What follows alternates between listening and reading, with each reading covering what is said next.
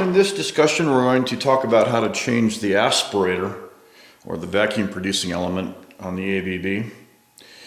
Once you've got it off the boiler and removed, of course, the sample tube that screws in here, and the flange is cooled down sufficiently, you can break the aspirator loose with a 11/16" box wrench, and then unscrew it.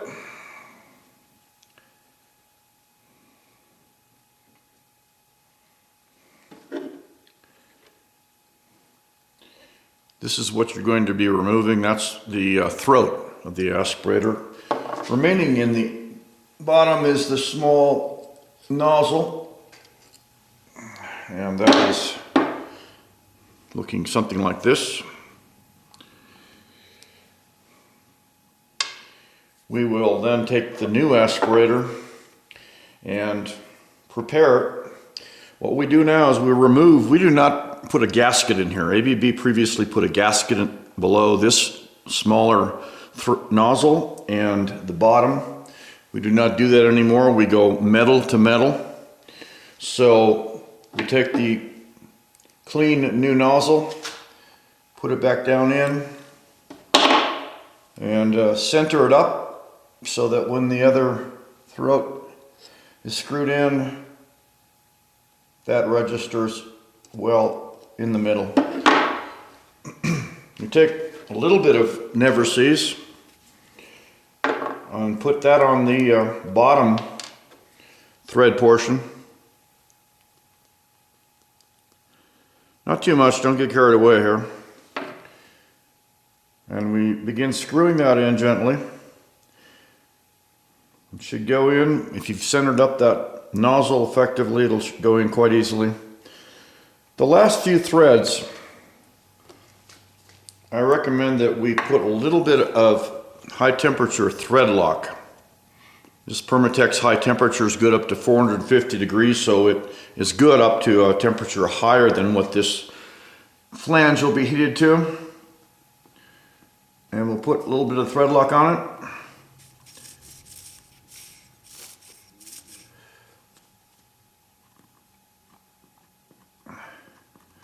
As we rotate it, don't get carried away with the thread lock either, of course. And then we'll screw it down. It should go down very close to the surface without necessarily requiring a wrench. At that point, I want you to use a torque wrench. This is one I've set for 20 foot-pounds, an 11/16" socket, of course. And we will then put 20 foot-pounds on this fixture to make sure it's seated properly. And that's 20 foot-pounds. So all the more we need to put on there. More than that, we can actually do damage to the assembly. Clean off some of the thread lock. And then you need to run a vacuum test, as we've already discussed how to run a bench vacuum test. You need to run a vacuum test on this assembly to make sure that it is seated properly and you're able to get -14 to -19 inches of mercury.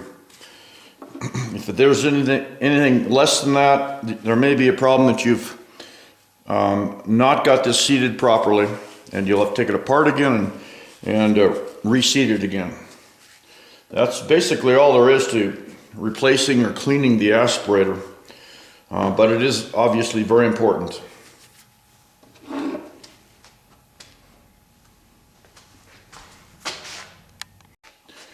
We'll do a vacuum test now that we've got our gauge installed in the vacuum port. We'll connect 30-pound air to the instrument air input. And you'll see that it's pretty well ramped right on up to 15 inches negative of mercury. Again, that's a vacuum gauge 0 to 30, and we're drawing 15 inches of vacuum in a mercury. Disconnect now and put it all back together.